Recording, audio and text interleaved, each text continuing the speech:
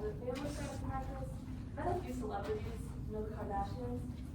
We have some issues. And currently I own my own private family practice in Midlands. And would you tell us your educational background? Well, first I got my PhD. Don't get a PhD. I got mine in clinical psychology from Midland State. After that, worked in Polk County for a bit, mainly with first responders. But since then, I've worked with many different patients with different medical backgrounds. All right, and would you tell us why you're in court today? Well, I was retained to conduct a psychological evaluation on the defendant, Mr. Hobson, and I was actually on the train when Avery Bancroft passed away. Thank you. And let's talk a little bit about your psychological assessments. Do you have a method when you get these evaluations done? Yes, I use my MAID method, M-A-I-D. First, M, my medical evaluation, A, my assessment of the psyche, I, my interview, and then D, my final deductions. And did you reliably apply these principles and facts in today's case? Yes, I did. And is this the gold standard in your field? Of course it is. All right, let's get into the first part of your method. Medical evaluations. What does that entail? During my medical evaluation, I simply spoke with Taylor. First, I ensured that he wasn't not taking any medication that would impede my assessment. And secondly, I just made sure he understood what was going on around him. All right. Next of your main method would be the actual psychological assessments. Can you go into that? Sure, my psychological assessment consisted of 3 different tests that helped me get a better picture of his mental well-being. All right. Can you go into your first test that you performed? My first test was the NPI. This was a 40 true or false survey test. The way that this is scored is that it's scored on 5 different scales. If one scores high on at least 2 of these scales, that could indicate violent or aggressive behavior. All right. And how did Taylor Hobson score? Taylor didn't score high on any of the scales, so I had no concerns that they would exhibit such behavior. In the next assessment, how did that one go? Well, the next assessment was the CISP. This was a 20 fill-in-the-blank survey. I gave Taylor some sentence stems and asked him to finish them. The way that this is scored is if you score 70 or higher, you're deemed maladjusted, what the Kardashians were. It's an area for concern. If you score a 50 or lower, you're deemed well-adjusted. Anything else just falls within the middle. And how did Taylor Hobson score? Taylor fell within the middle, so they were not maladjusted and there was no concern. And then the final assessment that you did, could you tell us a little bit about that? My final assessment was the TAT. In this assessment, I gave Taylor a series of images and asked him to describe as dramatic a story as possible. And how did Taylor Hobson score on that exam? I could tell that his responses closely connected with his own mind. His responses indicated that he felt anxiety, depression, and feelings of self-inadequacy. All very common responses for someone who had just been through such loss. And what about the general interview portion of your method? Can you tell us about that? Yes, during this interview, I spoke with Taylor and I got to learn a little bit more about himself and his family background. From this, I learned that Taylor felt estranged from his father, and this led to a complicated relationship between the two. By the end of the interview, Mr. Hobson was crying. He told me that he wished he could take back the mean statements he said to his father before his father's death. None of his answers indicated aggression or anger towards Bancroft, just sorrow. All right. And were you able to draw any conclusions from performing all of these assessments? Yes, it's my conclusion that Taylor Hobson does not fit the psychological profile of an intentional killer, much less that of a child willing to kill their parent. It is obvious that Taylor Hobson's relationship with his father was complicated, but whose isn't? In the end, Taylor does not fit the behaviors that a psychological killer would exhibit. Objection, Your Honor. I want to note an objection for the record, but for the sake of time, not argue it in full. I just want to note a 702B objection. This witness has not laid the foundation that they have used the sufficient facts and data to make such a conclusion. In the interest of time, Yes, sir. Thank you. Thank you for your conclusion, Dr. Hopkins. I'd like to move on to your time in the Mid-Riverine Express. Let the record reflect that I'm now constructing a demonstrative. Would you recognize a copy of the train layout? Yes, I would. Yeah. Is this a fair and accurate copy of the Yes, train it layout? is. All right, Dr. Haskins, can you tell us what you were doing on the night before Avery Bancroft died? That night, I went to dinner, and then I tried to go to bed, but I couldn't. So I paced around my cabin for a bit around 1:30. Then it was around 30 minutes later that I heard the dining car door open. And around what time was that? Around 2 o'clock. What did you do afterwards? After I heard the dining car door open, I went back to my cabin and fell asleep.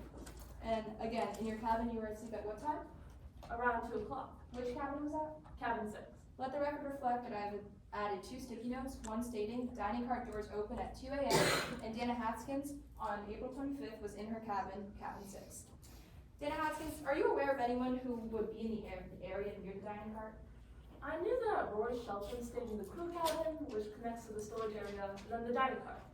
Alright, Objection, Your Honor, to speculation. The defendant is speculating as to where Rory Shelton was saying. They've not laid foundation as to how the defendant was. Response? Dana Haskins was on the River Green Express. She's aware of the train layout and is aware of where all the passengers stayed within their cabins, knowing that Rory Shelton was sleeping in the crew cabin is well within her scope of knowledge. Okay, overruled. Yes, Your Honor. Alright, let the record reflect that I'm placing a sticky note in the crew cabin. And Dana Haskins, just to confirm, to get to the crew cabin, you have to go through what carts? The storage area. And then where else? The kitchen and then the dining car. Thank you.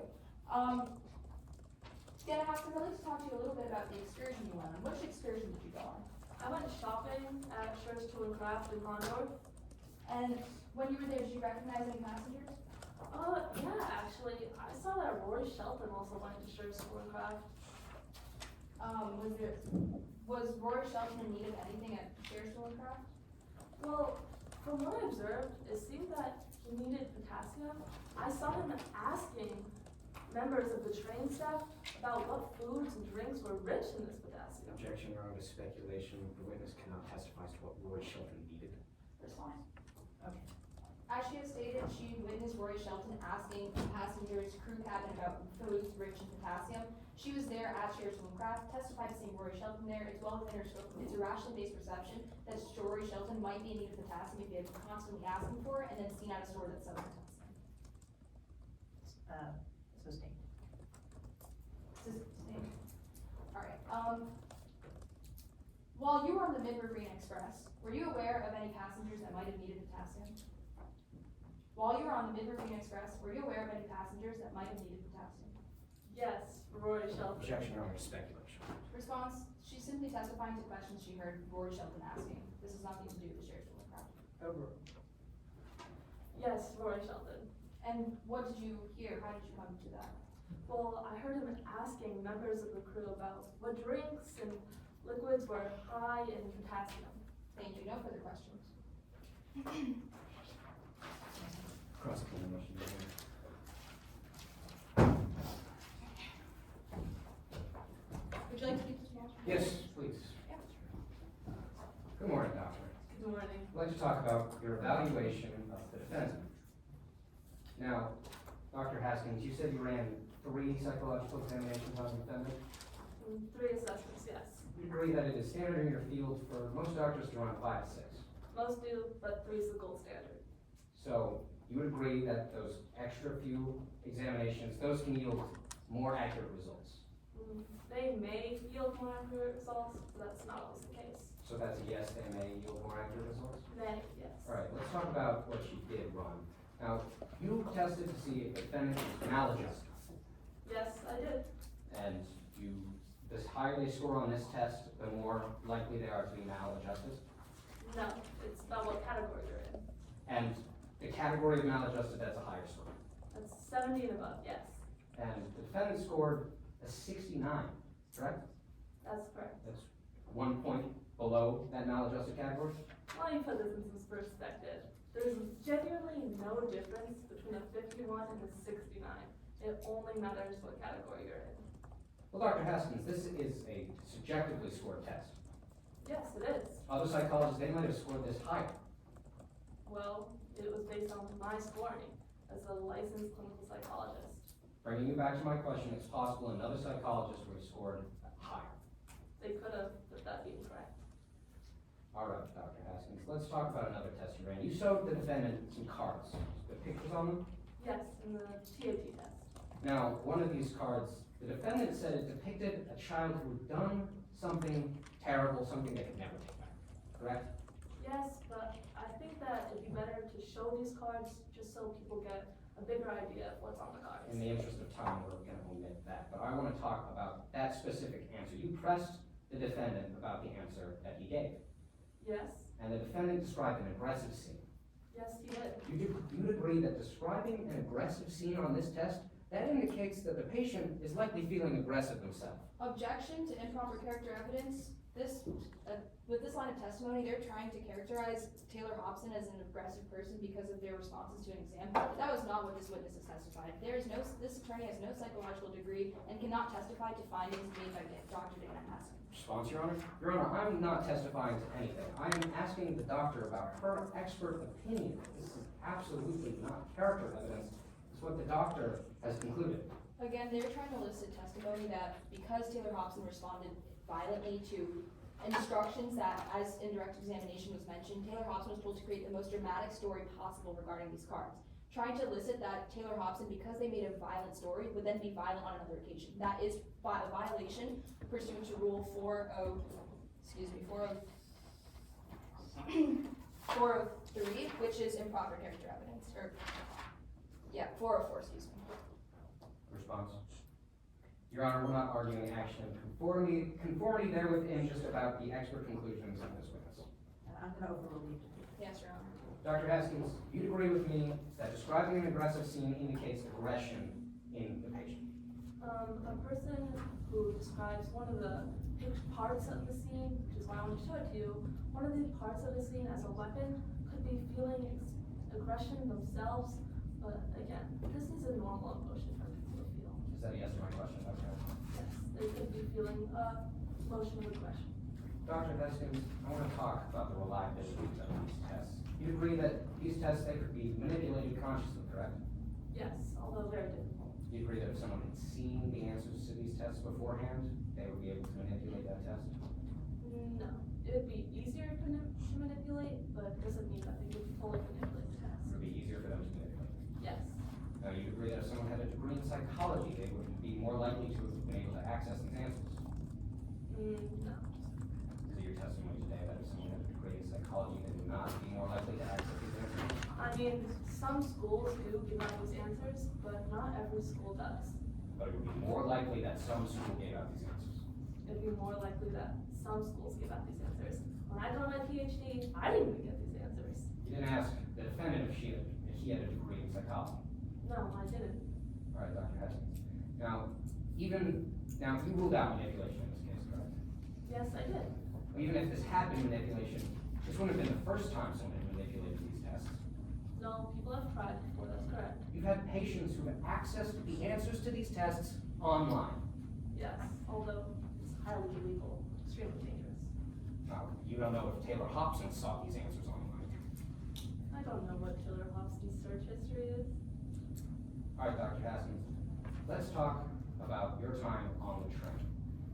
Now, you were asked a lot about the train's layout. I just want to ask you a few more questions. You mentioned you heard the dining car door open, correct? Yes, that's correct. Now, Dr. Haskins, is there anything preventing someone in this hallway from walking to the dining car and opening it? Not to my knowledge. Dr. Haskins, you also mentioned that you saw Rory Shelton at Cher's Tool and Craft Store, correct? That is correct. Dr. Haskins, you never saw Rory Shelton with a bottle of potassium. No, I just saw him in the store where they were selling it. You didn't see Rory Shelton buy anything. No, I didn't. I wasn't watching it. Now, you did see someone else in that store, though. Yes, I did. You saw the defendant, Taylor Hobson. I saw Dr. Edmund in that store. Is your testimony today that you didn't also see the defendant, Taylor Hobson, in that store? I also saw Taylor Hobson in that store. Thank you. Your Honor, no further questions. Brief redirect? Sure. Can I stand here? Dr. Dana Haskins, have you ever seen Taylor Hobson holding a bottle of potassium? No. Did you see Taylor Hobson purchase potassium at Cher's Tool and Craft? No, I didn't. And to your knowledge, the only person who was asking around for potassium would be? Rory Shelton. Thank you. No further questions. I asked that my witness please step down. Sorry. Thank you.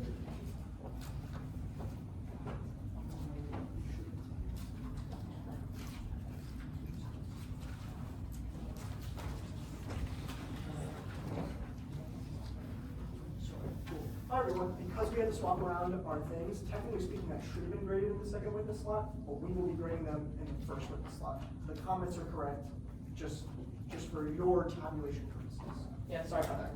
Thank you. Are you ready to proceed with your witness? Yes, Your Honor, we call to the stand Kelly Dews.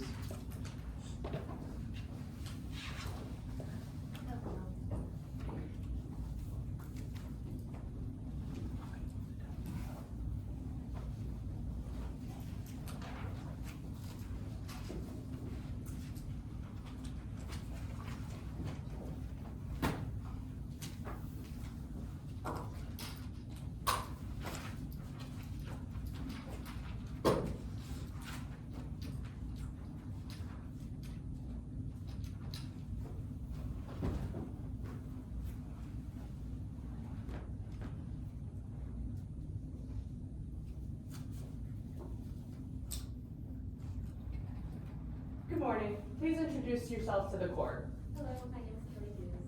And what do you do for a living, Ms. Dews? Well, I'm a social media influencer, so I wouldn't be surprised if somebody didn't recognize me, but you know, it happens all the time. I love my job, but not as much as I love my fiance, Taylor Austin. For being married, I'm really excited about that. But after that, I've been a volunteer firefighter, travel writer. I've had a bunch of different jobs, kind of like Barbie. And Ms. Dews, why are you testifying today in court? Well, my fiance is a defendant in today's case, and that is quite unfortunate. It's been really, really hard for both of us because his father died on the train, and that's just like, it's horrible what he's had to go through in such a short period of time. Now, you talked about Mr. Hobson's father, Mr. Avery Bancroft. Did you know him prior to boarding the Mid-Riverina Express? I did. Well, like I said, I'm engaged to Taylor, so Avery Bancroft was supposed to be my father-in-law. So I did. I've had a couple of dinners with him. One of those was actually in his European villa, so that was exciting. I went there with Taylor, of course. Shannon Shahid was there, but it was a bit of an awkward dinner. Why was it awkward, Ms. Dews? Well, it was awkward because it's just, here's the thing. Taylor, Shannon, Bancroft had a very turbulent relationship, let's say. It felt like all they could do was argue. At that dinner, at one point, Shannon told Avery Bancroft that, oh, next time spare the invite, the only years I'll ever go to is your funeral. Objection, Your Honor, 801 hearsay, but in the interest of time, I'm not going to argue it. Thank you. Your Honor, this is just a party opponent statement, so it's not 100%. So, Ms. Dews, well, could you repeat what you heard at this dinner? Sure. Well, Shannon told Avery Bancroft, next time spare the invite, the only event of yours I'll ever go to is your funeral. And I thought that was horrible, because it doesn't matter what your relationship was like with your father, you shouldn't be talking to him like that. And who is Shannon Shahid, Ms. Dews? Well, Shannon Shahid is Taylor's half-sibling. And did you interact with Mr. Bancroft on the Mid-Riverina Express? I did. So actually, Avery Bancroft had invited Taylor and I to get some tea, but he would call me Kaylee instead of Kelly, so I'm just wondering who Kaylee is, but you know. That was fine. We had tea, but that one was also a little awkward. Why was that awkward, Ms. Dews? Well, as Taylor and I are walking into the cabin ready to have some tea with my father-in-law, he's screaming into the phone. He goes, Shannon, you won't receive another cent out of me. And Ms. Dews, did you do anything on the train besides have tea with Mr. Bancroft? Well, yes, I actually, I did a lot of things on the train. But one of the things that we were able to do on the train was to stop by at either a museum or go to some little shops. And what was the shop you went to? Well, Taylor and I love window shopping, so we decided we'd go to Hondor where all the little shops were. And one of the stores we went to was called Cher's Tool and Craft. Did you see anybody else at the store? Yes, I saw window shopping at that store. And Ms. Dews, did you ever see Taylor Hobson buy some bottle of banana extract? Oh no, when Taylor and I were together, we weren't buying anything. I mean, we love window shopping. And when you were back on the train after the excursion, did you see Taylor Hobson with this bottle of banana extract? No. Now, Ms. Dews, I want to ask you about the night Mr. Bancroft died. What were you doing that night? Well, that night, Taylor and I had dinner, and he was wearing this lovely orange hoodie. I love when he wears it because it really brings out his eyes. It's my favorite feature on him. But we were having dinner, and then at one point, he had to get up, handle some work. I guess he got a call or something, and I just ended up going back to bed at like 10. permission to make use of the demonstrative? Let the record reflect that I'm just, putting a sticky note that says Kelly Dews, April 24th, 10 p.m. in their cabin. And Ms. Dews, where were you staying on this train layout? I was staying here for 3. Now, you mentioned going to bed. Did you ever see if Taylor Hobson joined you in bed? Taylor Hobson did eventually come back to bed, but I don't remember what time or what they were wearing or anything. So you don't remember if they were wearing that orange hoodie you mentioned earlier? Oh no, I was half asleep. I just know Taylor got back into bed with me. And now, Ms. Dews, I want to talk to you about April 25th. Well, how did that morning start out for you? Oh, well, it was utter chaos. I mean, people were screaming. Obviously, someone had just passed away, right? Rory Shelton is the one that led me and Taylor to the cabin. And when you got to the cabin, did you interact with any passengers? Well, I mean, I was just trying to comfort Taylor because their father was like dead on the floor. It was horrible. Did you interact with any of the other passengers?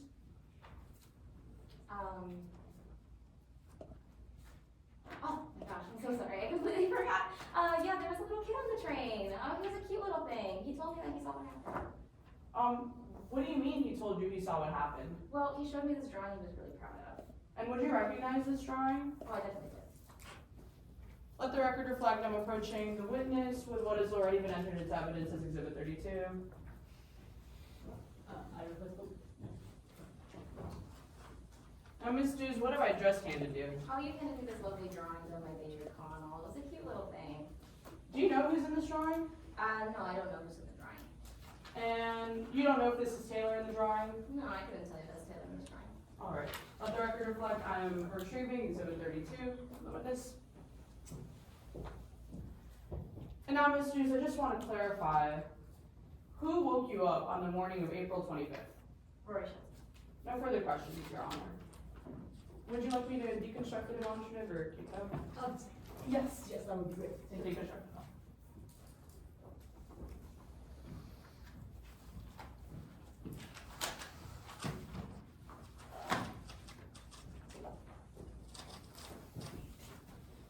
I'll just go ahead and stand over there as well.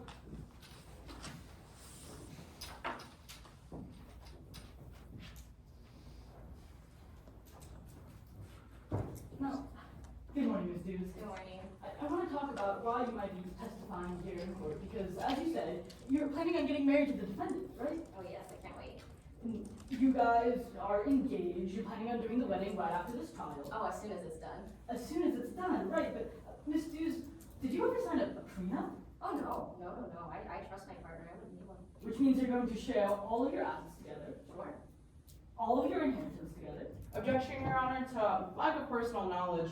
This witness wouldn't know if Mr. Taylor Hobson is planning on sharing his inheritance with Ms. Dews, and therefore they don't have the knowledge to testify to this question. Response, Your Honor? That is what a prenup is? Yeah, I'm going to overrule the objection. Yes, Your Honor. Ms. Dews already asked that question. Sure. You're planning on sharing your assets, or your inheritance together. I mean, I guess. And you are aware that if the defendant wins, the defendant will be gaining a large sum of money from Mr. Bancroft's will, right? Sure. And Ms. Dews, you were never subpoenaed here to be in court. No. You're testifying out of your own free will. And Ms. Dews, in fact, you actually overheard an argument with the defendant and Mr. Bancroft. Well, I've overheard a few. And in that argument, there was a document, right? Yeah. And you'd recognize that document if shown to you today in court? Sure. Your Honor, let the record reflect that I am approaching opposing counsel and the witness in turn with what has already been entered into evidence as Exhibit 8, and I believe Your Honor has a courtesy copy. Ms. Dews, this is the exact argument you saw Mr. Bancroft show the defendant during that argument, right? Yeah, it looks like it, but it wasn't as torn up when I saw it. And, Ms. Dews, let me read aloud correctly, and you can recite it in your head. If any person tries to contest this will or tries to set it aside, that person will have no right to anything. This explicitly includes Taylor Hobson. Did I read that right? Yeah, you did. Thank you, Ms. Dews. I can go ahead and retrieve that from you.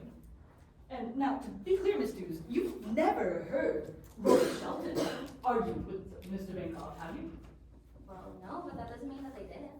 But I'll ask my question again, Ms. Dews. You've never heard Mr. Shelton argue with Mr. Bancroft. Me personally, no, but that doesn't mean that they didn't. And as you testified a few questions ago, you heard the defendant and Mr. Bancroft argue a lot. Well, Well, yeah, I mean, their father and son argue with my parents all the time. In fact, one of these arguments was the night before Mr. Bancroft died. Isn't that right? Well, yeah, but they also argued the day before that and the day before that, so. Exactly, Ms. Dews, but the night before Mr. Bancroft died, you heard Mr. Bancroft ask the defendant, how much do you want this time? Isn't that right? He did say that. And Ms. Dews, you were sharing a cup of tea at this time with both the defendant and Mr. Bancroft? Yes, we got tea. And moving on to the morning Mr. Bancroft died, as you and the defendant were leaving, after witnessing the defendant's father die, the defendant took a teacup from the scene? Oh, yeah, I mean, the thing is, tea is like the one thing that Taylor and Bancroft have in common, and Taylor's a very sentimental guy, okay? He has like a little bit of like a really like emotional side to him that I feel like people just don't really get to see, but like I do because we're like in love. So he wanted to grab that teacup to have a piece of his father with him. Right, Ms. Dews. You thought this was the same cup of tea that you may have been sharing the night before, right? Of course, that last interaction they had, it makes sense Taylor would want to have a piece of it. Except, Ms. Dews, when you asked the defendant about this, the defendant said that that cup of tea was special. Did I get that right? Well, yeah, it was special because it was relating to the father that just died. Now, Ms. Dews, I want to talk about what might have been in the teacup, why the defendant wanted to take that teacup away. Ms. Dews, you remember going to a store on April 23rd? Yeah, she was still around. And you remember talking to the defendant about a bottle of potassium? Talking to the defendant about a bottle of potassium? I mean, there was potassium in the store. Right, Ms. Dews, but you remember specifically that the defendant was holding a bottle of potassium, right? I guess, but I didn't see him buy it or anything. In fact, you would recognize that bottle shown to you today in court. I mean, yeah, it's a pretty big bottle. Let the record reflect, I'm approaching opposing counsel and the witness in turn with what has already been marked as 40B. Oh, sorry. Yes. And I believe Your Honor is having courtesy copy of the label as well. Ms. Dews, that was the bottle you saw the defendant hold in the store, isn't that right? Yeah, looks like it. And to be clear, you've never seen Mr. Shelton be anywhere near that bottle, is that right? I mean, I wasn't watching him, I was with Taylor the whole time, I only advice for him. Exactly.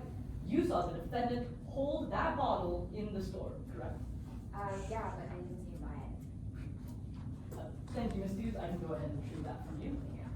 And Ms. Dews, I just have one final thing to ask you. You text the defendant a lot, right? Oh, yeah, he's my husband. Oh, sorry, he's my fiance. You recognize those texts shown to you today in court? No, I would. Let the record reflect that I'm approaching opposing counsel and the witness in turn with what has been pre-marked as Exhibit 26A. Sorry, my apologies. Would Your Honor like a courtesy copy? Now, Ms. Dews, in those text messages, the defendant asks you, or says that they are buying stuff. Objection, Your Honor, to hearsay. This exhibit has not been entered into evidence, and these are out-of-court statements being offered for the truth of the matter asserted.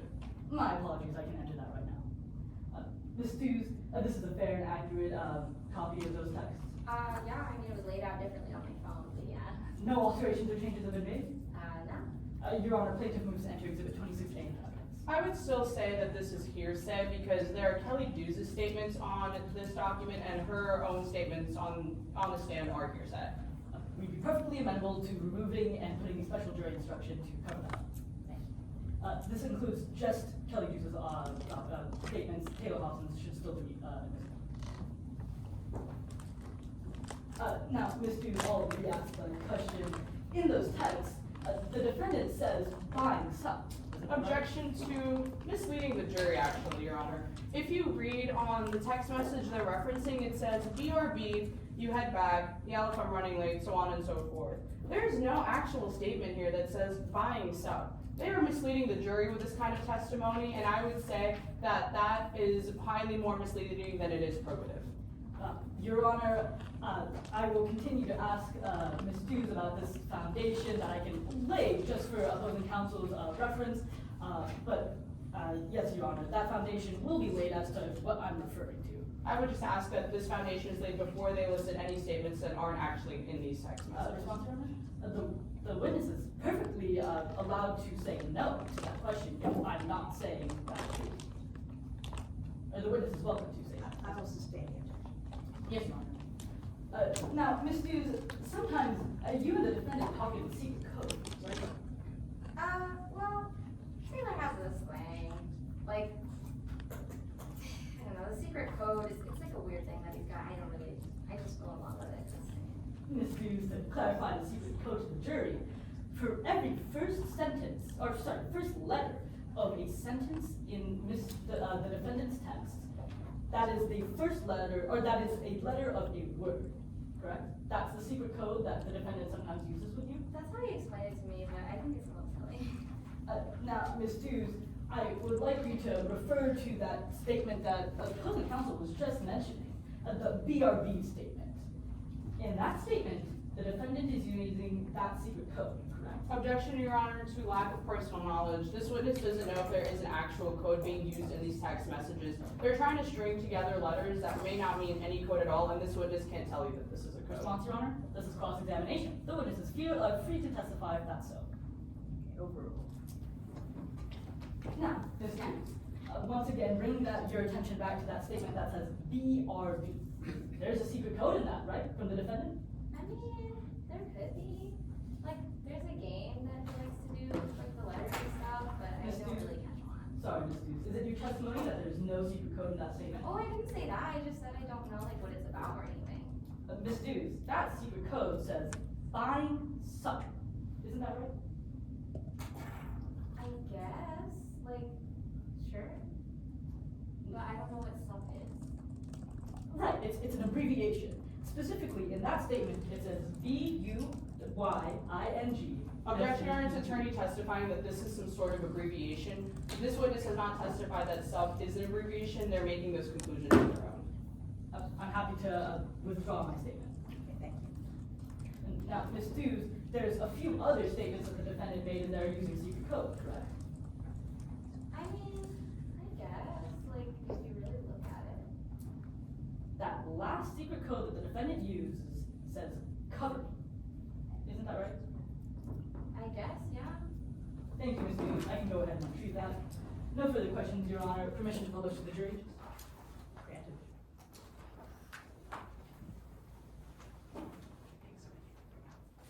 Just a brief redirect.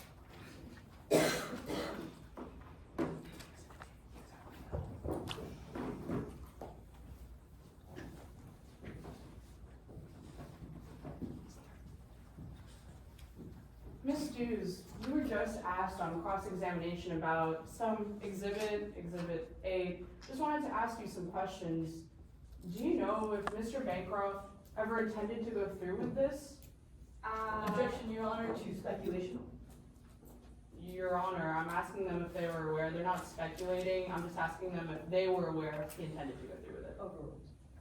Yes, Your Honor. Were you aware? Did you know if Mr. Bancroft was going to go through with this? I don't know.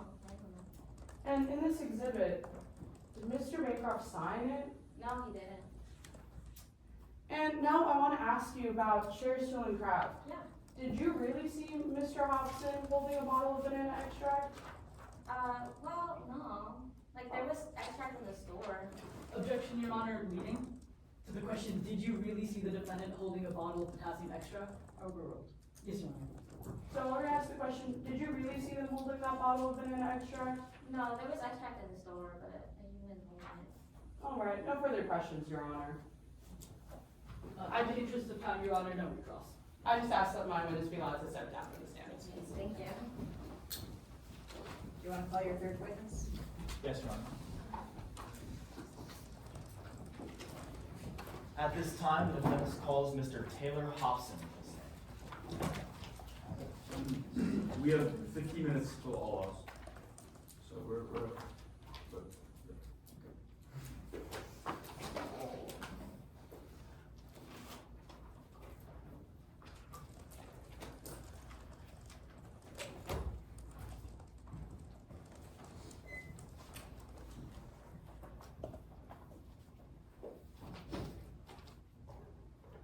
How much time do I have for draft?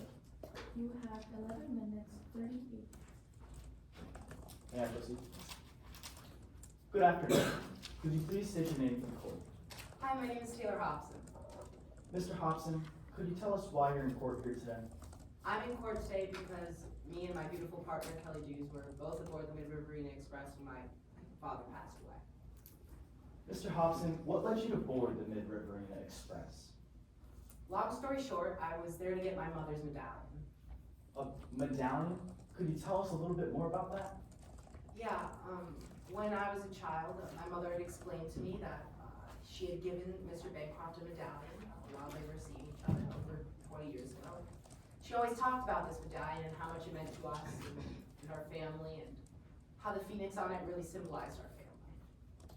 Do you know what happened to that medallion? Yes, I found out that through my mother that it had been gifted to Avery Bancroft. Would you recognize that medallion if I showed it to you in court today? Almost definitely. Let the record reflect I'm approaching the witness and opposing counsel with Exhibit 17. Would Your Honor like your copy? Yes,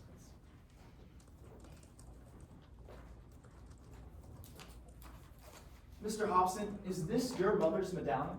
It is. Is this what led you to board the Mid-Riverina Express? Yes, it is. Can you tell us why that's the case? My mother had always talked about it when we were a child. How the phoenix on it symbolized our family. Even though we were low income, even though we were disadvantaged, we would always rise from the ashes in the end. We would come out on top. Your Honor, permission to enter this exhibit into evidence? Any objection? No objections, Your Honor. Now, Mr. Hobson, you mentioned your father. Could you tell us a little bit about your relationship with him? We didn't really have a relationship, unfortunately. I always tried. My mother had been, you could say, the other woman. As soon as my father found out she was pregnant, he up and left a single, low-income mother to fend for herself and her unborn child. And he was entirely absent from my childhood. It just got worse in 2003. Mr. Hobson, what happened in 2003? My mother was diagnosed with cancer. She had always talked fantastically about Mr. Bancroft, demanded my respect, given his financial providence and my mother's thoughts on him. I reached out to him because we couldn't afford treatment. And I thought there was no way he could deny me, but he never responded. My mom died 6 years ago. So, Mr. Hobson, given your relationship with your father, what made you want this medallion? It was December of 2023, around the anniversary of my mother's passing. It got me thinking a lot about the medallion and what it meant to her and our family.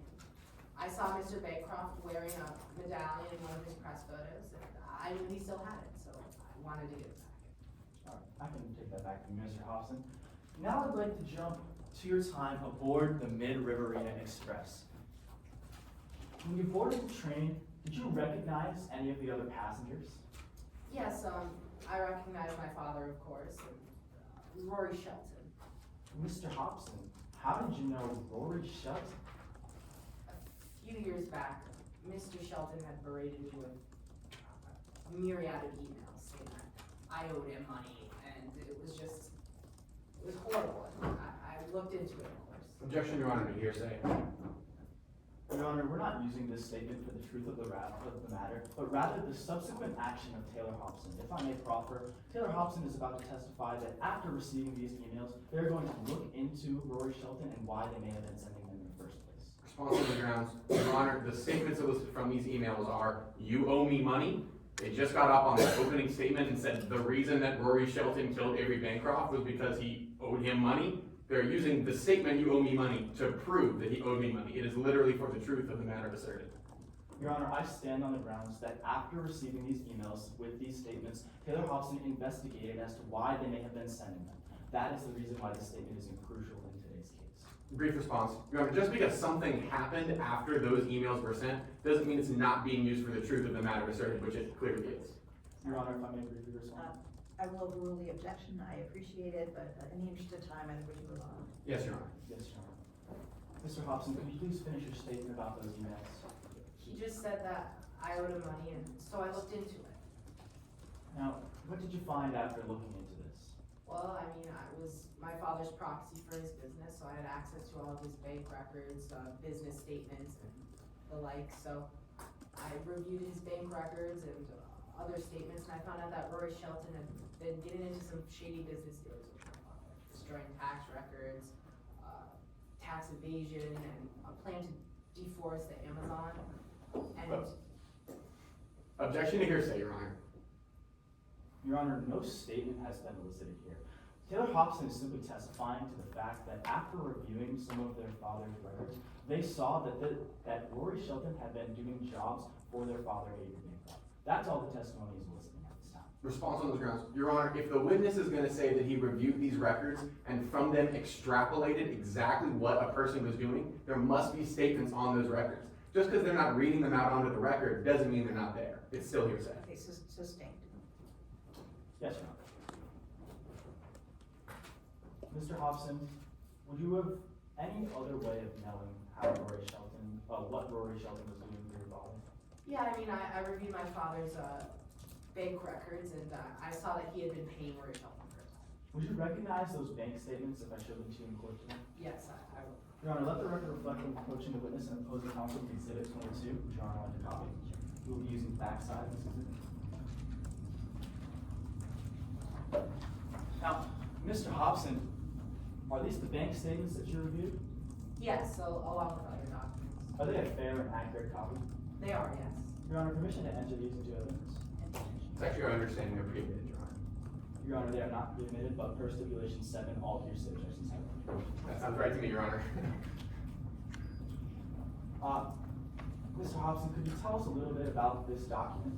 Yes, I mean, there are a multitude of payments to Rory Shelton, but they abruptly stopped in April 2022. Now, do you know why these payments stopped in 2022? I have no idea. All right, I can take that back and email Mr. Hobson.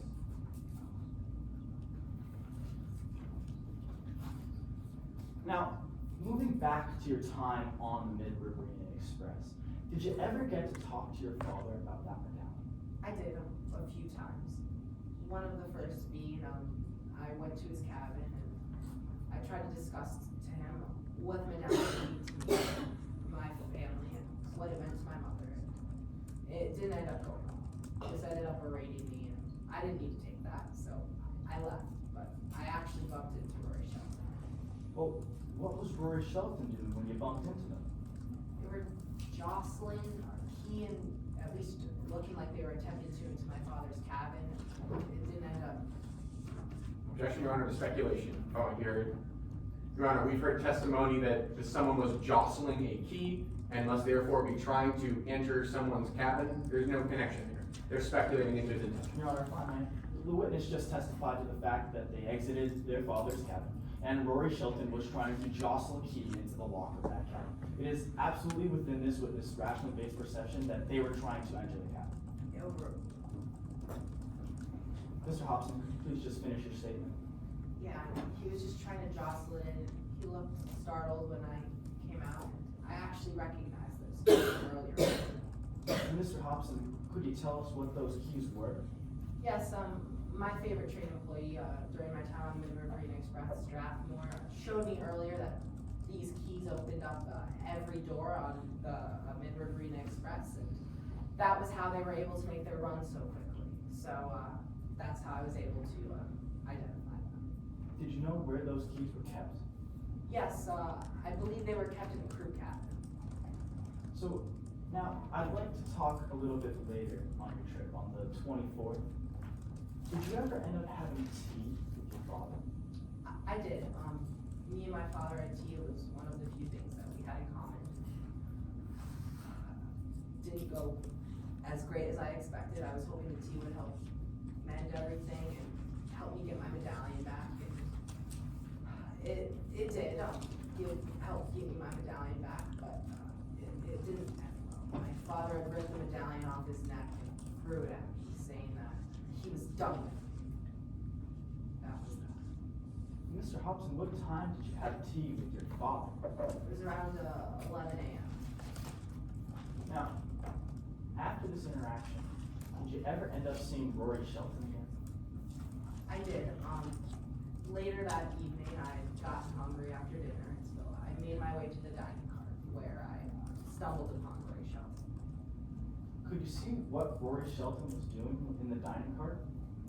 Yeah, he had his back turned towards the door, and as I was entering in, I saw him looking up something on his computer. Well, could you see what he was looking up? It just had my father's name in the search bar. I saw him click on a fifth search item or so down. It appeared to be my father's medical records. Would you recognize those medical records if I showed them to you in court today? I would guess. Let the record reflect on approaching the witness and opposing counsel with exhibit 20. I believe you already have a copy. Mr. Hobson, were these the medical records you saw Rory Shelton looking at? They were, yes. All right, thank you. Now, after you walked into the dining car, what did Rory Shelton do? He seemed startled, closed his computer very quickly, and he seemed to be shivering, so I offered him my hoodie, to which he gratefully accepted. Your Honor, permission to reconstruct our demonstration.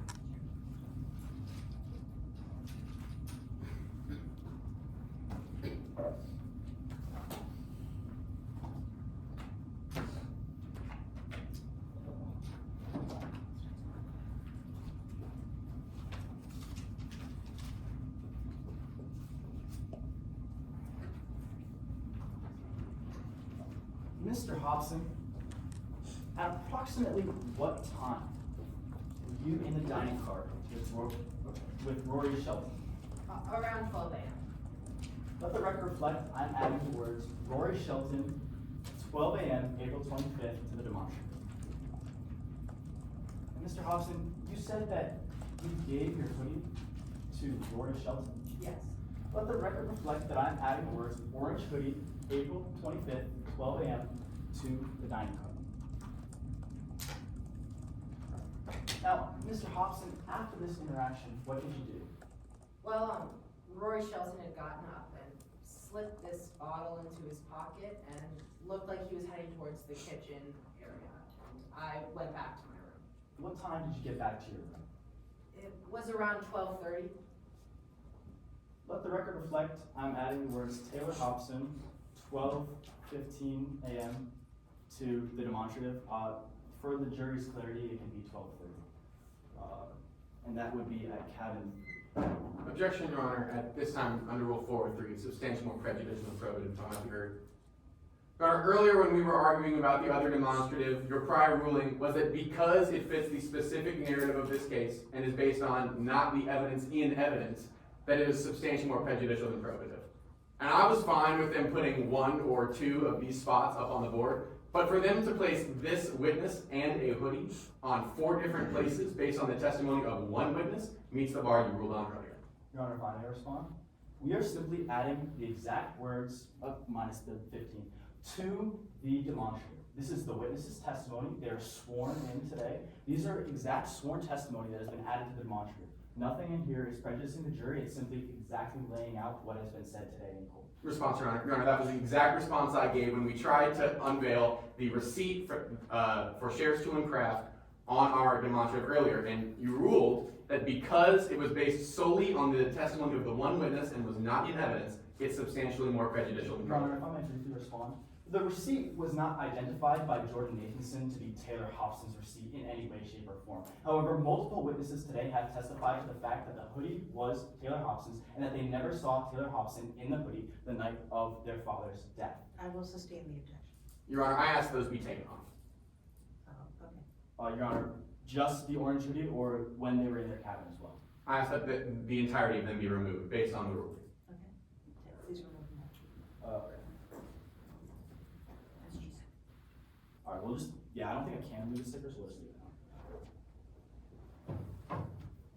now. Okay. Now, Mr. Hobson, you've heard a lot of things in court here today. I'd like to take a moment to give you a chance to address them. Did you kill your father?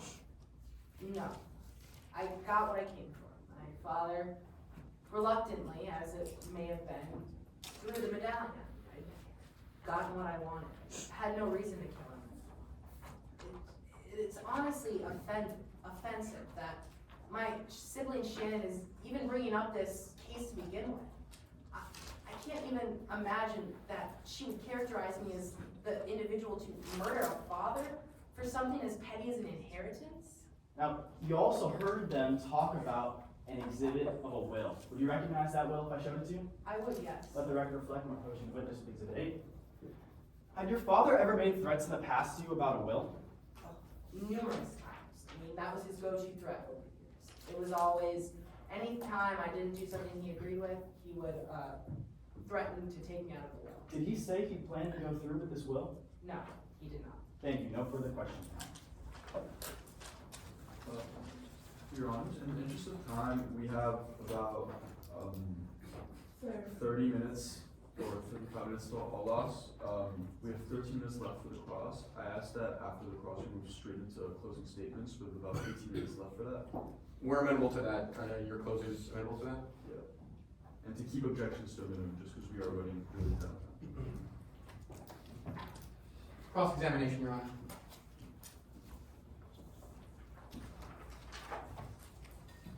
Mr. Hobson, I'd like to start by talking about your real relationship with your father, okay? Okay. Mr. Hobson, your father supported you financially for the first 14 years of your adult life, didn't he? He did, yes. This support took the shape of around $50,000 every month, right? That's correct. You did not save a penny of this money, did you? No, I mean, this stipend allowed me to pursue my passion for nonprofit work, and I had no reason to believe that to save any of this money. I mean, it's not gonna be there when I die, so I might as well use it to the fullest extent and help the most people possible. Mr. Hobson, I understand you're saying you use it to pursue nonprofit work, but I'd like to ask you about what you spent it on. Yeah. Because you bought multiple sports cars. That's incorrect. Those sports cars were given to me by my father.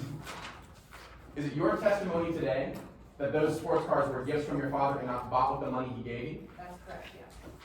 You remember preparing a deposition in advance of today's case. Oh, very well.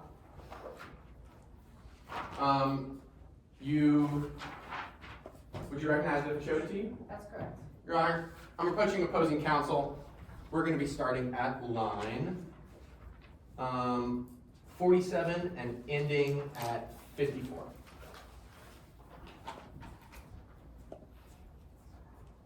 Mr. Hobson, is that your deposition? Appears to be yes. Is it fair and accurate? Looks to be so. You had until today in trial to amend it, right? That's correct. And is that your signature at the back?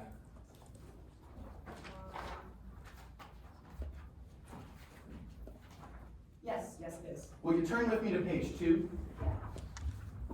Specifically on line 47, I'm going to read some questions and answers aloud. You read along silently. Question, how did Bancroft help you out? Answer, starting August 2011, he started sending me a monthly stipend of $50,000 to help cover expenses. At first, I used it to pay off debts, but I quickly started to enjoy the finer things in life. Question, such as 52, cars, food, wine, travel, things like that. Question 53, what kind of car do you drive? Question 54, well, none, I have a chauffeur for that, but if you mean what cars do I own, I have a Porsche, 2 Ferraris, a Rolls Royce, and a Mercedes. Did I read all that correctly? That's correct, but Objection, Your Honor, to hearsay, improper impeachment at this time. If I may direct your attention to page 12 of case law. Haven v. White says that depositions are distinct from affidavits. Whereas witnesses are required to include all relevant pertinent information in an affidavit, only the obligation a witness has during a deposition, other than telling the truth, is to answer questions posed to the witness. Now, never once did the deposing attorneys ask Taylor Hobson, did you purchase these cars? Which is what they're impeaching on. All he states is that he owned them. Response, Your Honor. The question was what he spent the money the father gave him the stipend on in the deposition. My question to the witness was whether they were given to him or whether they were used with the money that his father gave him for the stipend. It directly contradicts his deposition. Your Honor, if I may, there is no direct contradiction there. Again, they never asked if he spent the money on cars. Now, Taylor Hobson here says that they spent the money on a chauffeur to drive them around, but never once did he say, I spent my money to buy the Porsche, the Ferraris, the Rolls Royce, anything of the sorts. This is an improper impeachment. I believe I can clarify this just briefly by going back one answer earlier. At first, I used it to pay off debts, but I quickly started to enjoy the finer things in life, such as cars, food, wine, travel. These are things he's listing, the finer things in life he used with the money Bancroft sent him. I will overrule you. Yes, Your Honor. Now, Mr. Nathanson, after you used... I'm not Mr. Nathanson, counsel. pardon, Mr. Hobson. After you used that money, one day, the payments your father gave you stopped, didn't they? That's correct. He didn't send you any more $50,000 a month stipends. That's what payment stop means, Counselor. But, Mr. Hobson, you didn't stop spending, did you? No, You kept spending $50,000 every month, right? that's correct. And eventually, you had to take out loans just to cover the daily expenses. That's correct. In fact, by April of 2024, you owed $1.2 million in loans, didn't you? That's correct. I'd like to talk about the month of April 2024, because by May 1st, if you didn't have that money, the loan would double according to its terms. Yes, And only 7 days before that loan would have doubled, did you finally see your father for the first time in over a year, right? that's correct. And when you finally saw your father for the first time in over a year, you didn't talk about a medallion, did you? No, I definitely talked to my father about a medallion. Let's be clear, the first time you talked to your father in over a year, it was about money, wasn't it? Could you be more specific? I'd be glad to. Mr. Hobson, when you saw your father for the first time in over a year, he called you an ungrateful brat, didn't he? He did, yes. You told him, you're tarnishing the Bancroft legacy, Yes, and he told you, you don't deserve my legacy. that's correct. And after he told you, you don't deserve my legacy, that's when he went over to the drawer and pulled out pen and paper, didn't he? That's correct. And with that pen and paper, he drew out a new will, right? Objection, Your Honor, to substantially more prejudicial or probative. I have this on a good faith basis that this was not the first time that Taylor Hobson and their father interacted on the train. And in fact, they interacted at dinner the night before. So this is prejudicing the jury to believe that this was the very first interaction they had in over a year. Response, Your Honor, that sounds like a matter of weight and not admissibility. If this isn't the first time that they interacted, which he's already elicited that it's not, you can just say so. Your Honor, the way that the question was phrased was this was the first thing that they did immediately when they interacted on the train. I asked for clarity of the jury that is outlined. Response, Your Honor. Your Honor, I asked the witness and he said, we certainly talked about the medallion. I believe that's very clear from the jury. Yeah, in the interest of time, I'm gonna overrule the objection. Yes, Your Honor. Now, Mr. Hobson, your father wrote out this will right in front of you, didn't he? That's correct. But that's not all. He also told you, you have until the end of this train ride to change my mind or it gets signed. And that's correct, but later in the trip, he also told me he had no intention of signing that will. I'm not asking about what he said later. I'm asking about the conversation you had with your father when he wrote this.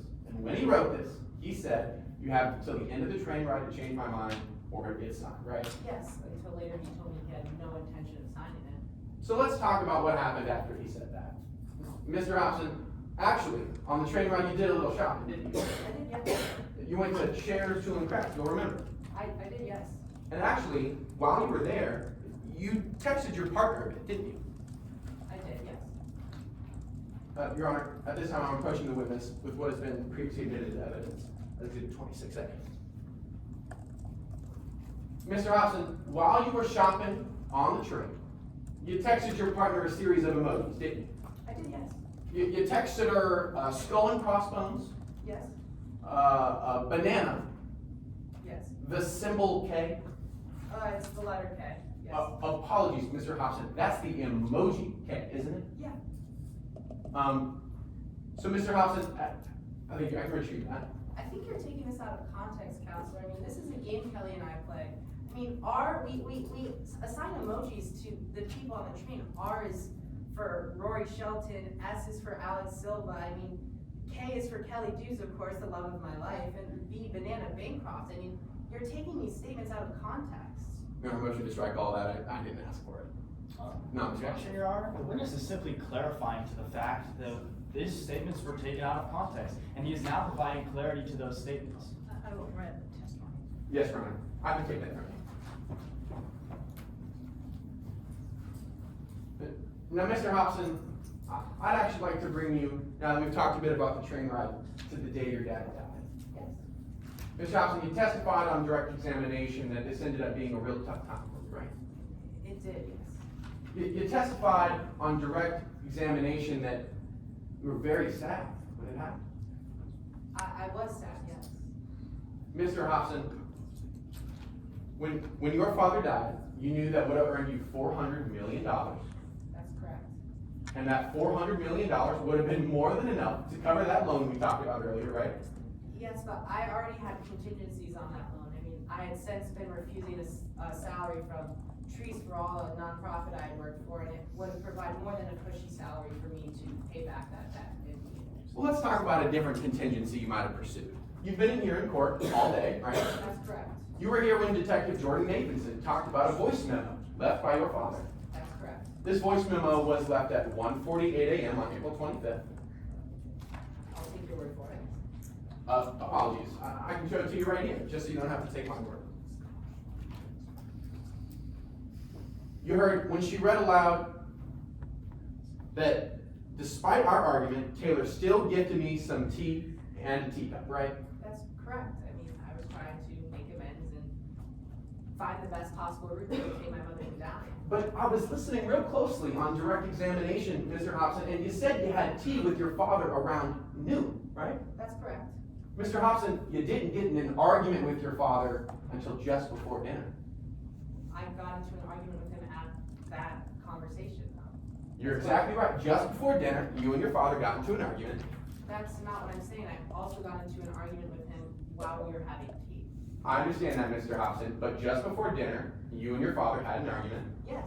And then, at 1:48 a.m., your father leaves a voice memo saying, despite our argument, Taylor still gifted me some tea. I assume he's referencing our earlier argument during 11 a.m. I mean, I didn't gift him any tea prior to that, or following that. That's a yes to my question. After he said that, you gave him some tea. After he said this, After apologies, after you had your argument, you gave him tea. yes, the argument at 11 a.m., I gave him tea, following that, yes. Then let's go now to the immediate days after the train ride. First, you were questioned by the authorities, weren't you? That's correct. When you were questioned by the authorities, they asked you if you knew how your father died. That's correct. They asked you if you knew if he had any life-threatening illnesses. That's correct. You told them he didn't. Objection, Your Honor, to best evidence. I have it on a good faith basis that this is an exhibit that they could be entering into evidence and have not done at this time. Response, Your Honor. Your Honor, I'm so sorry, but we're under some time, we don't have time for objections. Okay, no objections then. Yes, Your Honor. Your Honor. Yes. Mr. Dickinson, they asked you if your father had any conditions. I'm not. Mr. Hobson, they asked you if your father had any conditions, That's correct. and you told them he didn't. That's correct. I mean, he didn't seem to have any sort of visceral reaction to his CKT, which is confirmed by his doctor in his medical report. I mean, he appeared to be the picture of health despite that. Well, Mr. Hobson, they didn't ask you if he had any visceral reactions. They asked you if he had any conditions, and you told them no, didn't you? That's correct, because I didn't think it was relevant. But you knew that your father had chronic kidney disease, That's right? correct. And right after you were deposed, your father held his funeral, didn't you? Your father held his funeral, didn't he? That's correct. Mr. Hobson, you weren't there, right? No, I was not. No, let's talk about what you were doing. You were actually doing a little shopping, right? That's correct. You were at a hangar. I'm confused. I don't understand your question. Let me make it perfectly clear. You were at an airport hangar Doing what? buying a private jet, Mr. Hobson. I was shopping for one. I never ended up purchasing one. Let's make one thing perfectly clear. You weren't shopping for it for company use. No, I was not. You weren't shopping for that charity you mentioned earlier. No, You were shopping to buy yourself a private jet the day of your dad's funeral, right? that's correct. Thank you. I have no further questions, Your Honor. In the interest of time, Your Honor, no redirect. I just ask that the witness be allowed to step down. Please sit down. Okay, are we ready for closing statements? Your Honor, I still need to fix our demonstrative as some testimony was stricken, if you guys don't mind, me doing that. Apologies, just a point of order. What's being done here? Removing the stickers that you had objected to. Yes, Your Honor. previously. Yes, Your Honor. Very much.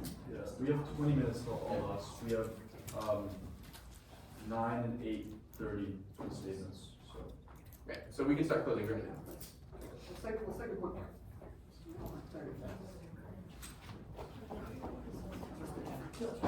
Wait, a break? No, we're not taking a break, just everyone take a quick break. Oh, yes. Yeah, I We've agree. gone very fast. So help me God, you will not know all this. Oh, yeah, and when you guys, because we're so close to all lost, when we get close to time, will you write the time and initial right next to it on top of your phone? Yes.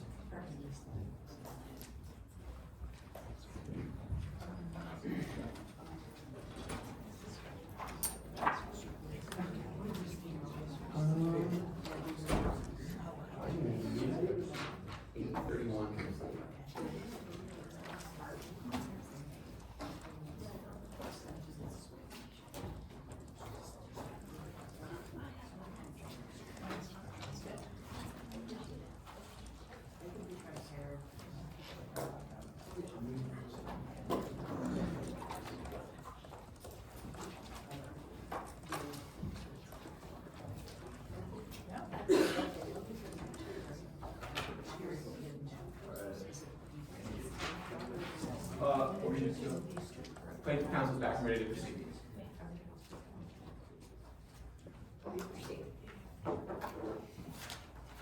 May it please the court. He took his life to take his fortune. Members of the jury, when I tell you about a fortune, it's important we understand exactly what I'm talking about, right? Because for some, a fortune might be whatever could cover next month's rent. For some, it might be a year's salary, but for the defendant, for Taylor Hobson, a fortune looks like $400 million. And it's important we rationalize that, right? I mean, with $400 million, things like rent, things like a salary, those are problems of the past. The only problem you've got now is holding on to what you already got. And for the defendant, well, the money may as well have already been his. I mean, you heard it in court. $50,000 every single month, and a $400 million kicker as soon as his dad dies.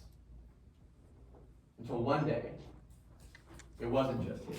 Until one day, his father wrote a new life for the defendant.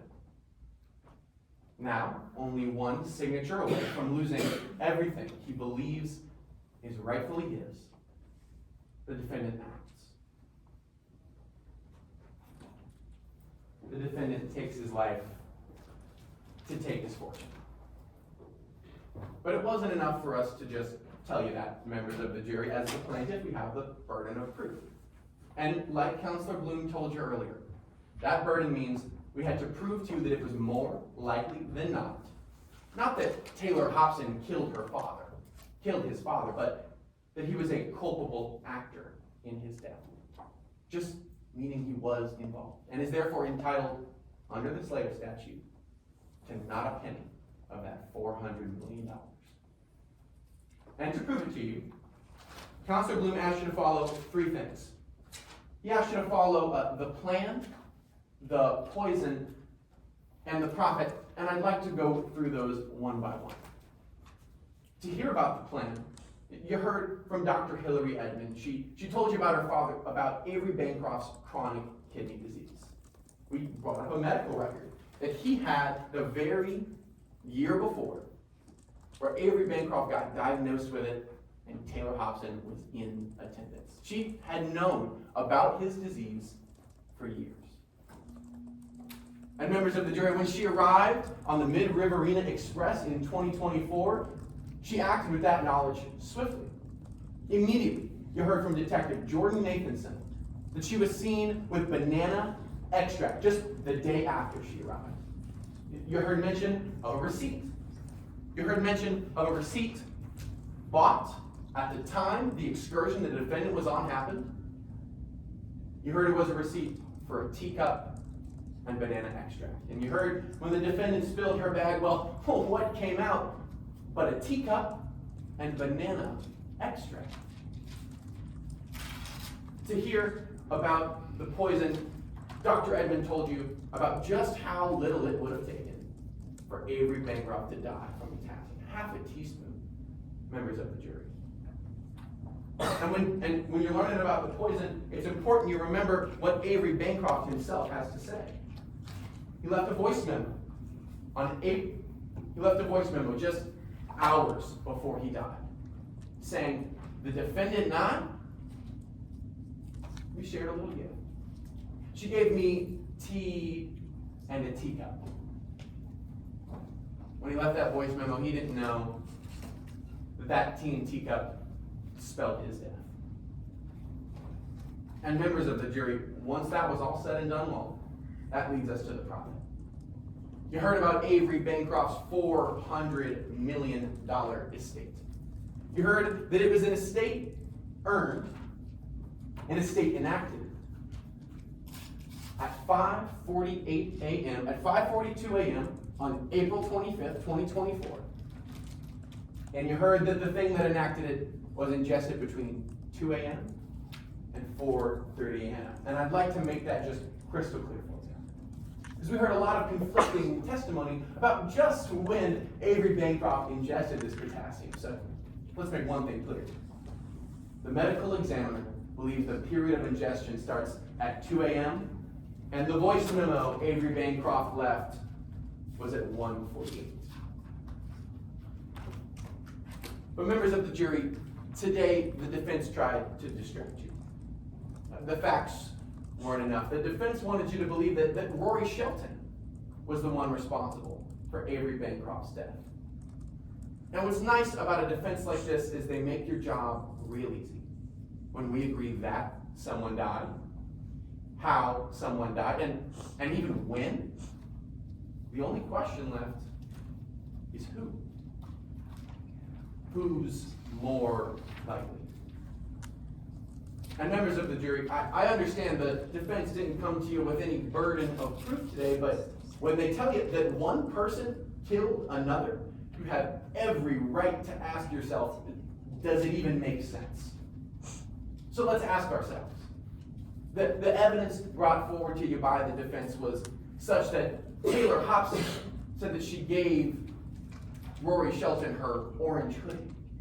But you didn't hear from any other witness on either of the cases in chief that Rory Shelton was ever seen with such an orange hoodie. In fact, the only thing you heard about that orange hoodie from any witness other than Taylor Hobson was that it belonged to Taylor Hobson in the first place. So when you're asking yourself, what's more likely? Ask what that evidence will show you. Next, they tried to tell you that because around 2 a.m. the door to the storage area slid wide open, and this was heard by multiple witnesses, it must be Rory Shelton. But I kept waiting and waiting and waiting for a witness to tell you they saw Rory Shelton open those doors. And no one ever could. No one ever could because they can't. Because doors opening at or near the time of someone's death is not a more likely prescription for how that person died. It's not even likely at all. And members of the jury, it's important we remember what today's case is about. It's not a murder trial. In today's case, we're talking about Avery Bancroft's legacy. A legacy he tried to leave to charity, but was swiftly cut short by the actions of the defendant. And I hope you remember as you go into the deliberation room what exactly we're deciding here. Taylor Hobson earned that $400 million in blood. Don't let her keep it. Don't let him keep it. Find him liable. Thank you. We have 10 minutes till all loss and 9 minutes for the defense close.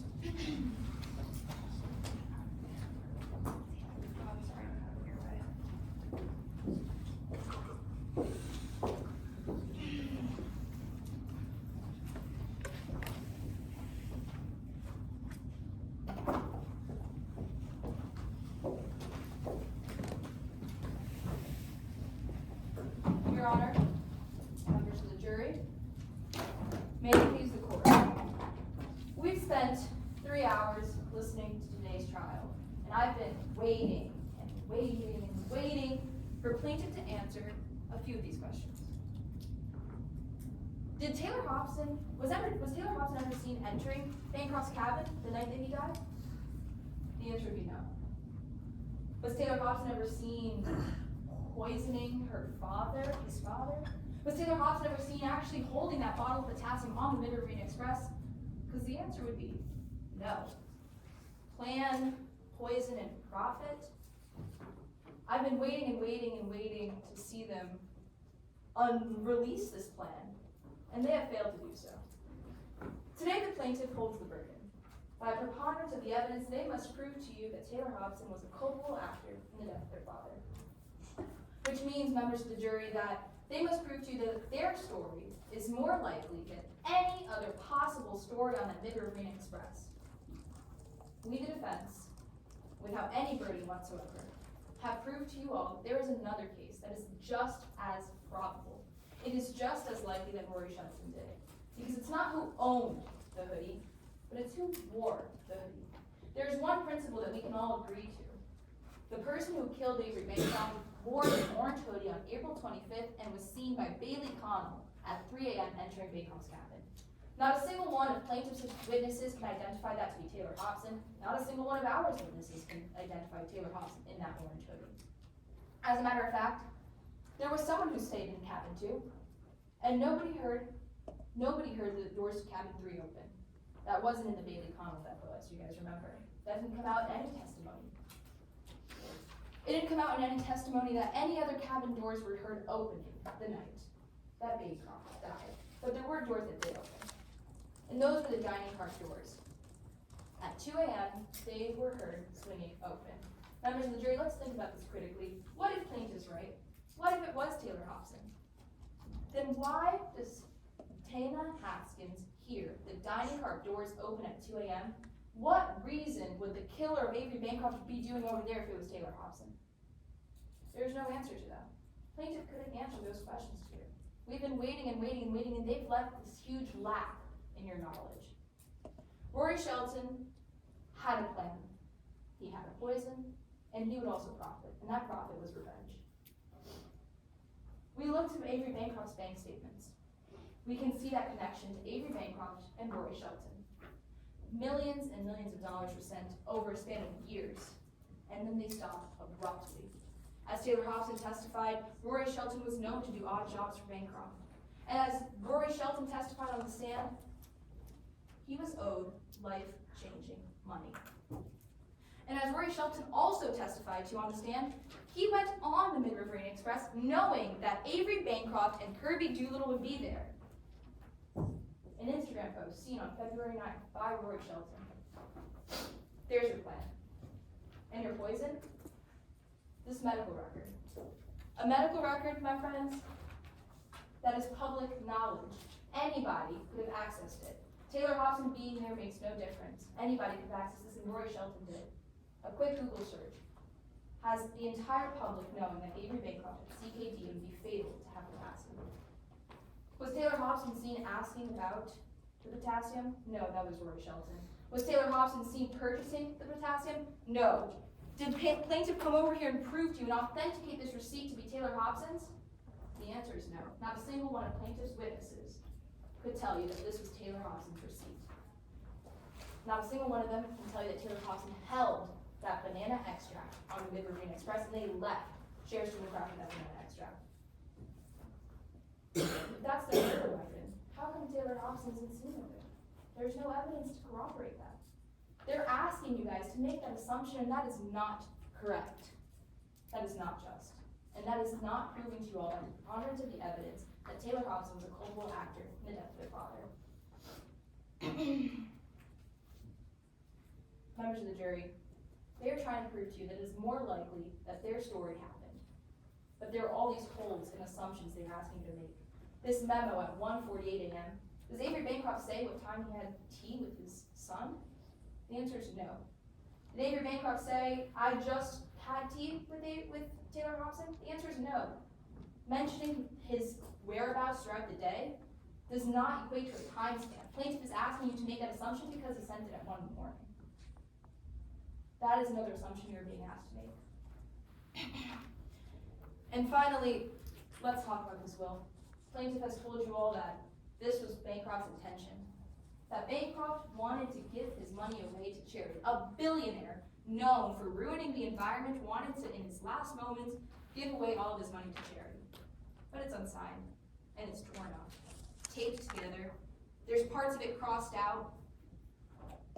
Is this a reliable way to prove that Avery Bancroft intended to cut Taylor Hobson out of the will? You guys heard from Taylor Hobson himself, and you heard from Kelly Dews. Bancroft always threatened this. This was not Taylor Hobson's concern whatsoever. And this is the legal document that they brought into court to tell you that Avery Bancroft was going to remove Taylor Hobson from the will. There was a reason why Taylor Hobson went on that train, and it was because of Avery Bancroft. But it wasn't the millions, it wasn't the will. It was this medallion. This phoenix rising from the ashes, his mother's medallion. Ladies and gentlemen, it is not a crime to hate your father. It is not a crime to have issues with your father. It's not a crime to argue with your father, and that is what plaintiff is trying to do right now. We came here and we put together a case. We put together a case that is just as likely as plaintiffs, where Rory Shelton, who had access to a master key every single night at the Mid-Riverine Express, he slept with a master key to every single cabin on the Mid-Riverine Express at any time he wanted. He could have entered anybody's cabin. We gave you guys a time at 2 a.m. the dining cart doors are heard open. Who would be walking through that? It's not Taylor Hobson. It would have to be Rory Shelton. Dana Haskins, a clinical psychologist, told you all Taylor Hobson does not fit the psychological profile of a killer. Taylor Hobson was hurt. Taylor Hobson felt guilt, but that is because of their relationship, a strained relationship with their father. Is that a crime, members of the jury? No, it is not. In Kelly Dews, Taylor Hobson's spouse testified to their strained relationship and testified that the person who woke her up in the morning Avery Bancroft died was not Taylor Hobson, it was Rory Shelton. Rory Shelton went into Taylor Hobson's cabin and told Kelly Dews and Taylor Hobson that his father was dead. That's an undisputable fact. We didn't have a burden today. If we showed you nothing today, the plaintiff would have still left these questions behind. But what we gave to you guys was a story that is just as likely as plaintiff's. We proved to you all that it is not more likely than not that Taylor Hobson was a culpable actor in the death of his father, but rather there is another culprit, and it is just as likely that he did it. So, members of the jury, there's only one just verdict that can come to that. Come to the fact that plaintiff has not fulfilled their burden of proof today, and that is find Taylor Hobson not liable. Thank you. Alright, brief rebuttal from the plaintiff? Do we have time for that? Yeah. A minute and 19, 18, We have- 17 seconds. I'll only take 10, Your We Honor. have 30 seconds, and then if you guys could put the time. Already got it. Yeah.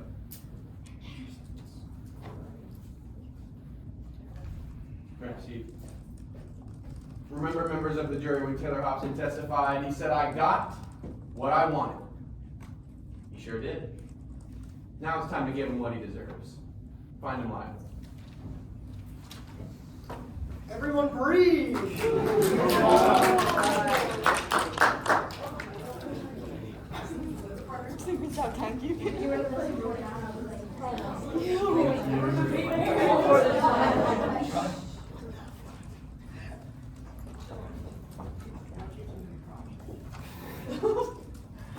You guys need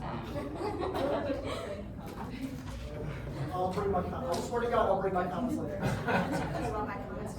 If you need to refer to them to give feedback, you can keep them, or you can bring them to chat already if you don't. I'll refer. Alright, sounds good. I'm not interested in stealing comments. See you later. Alright.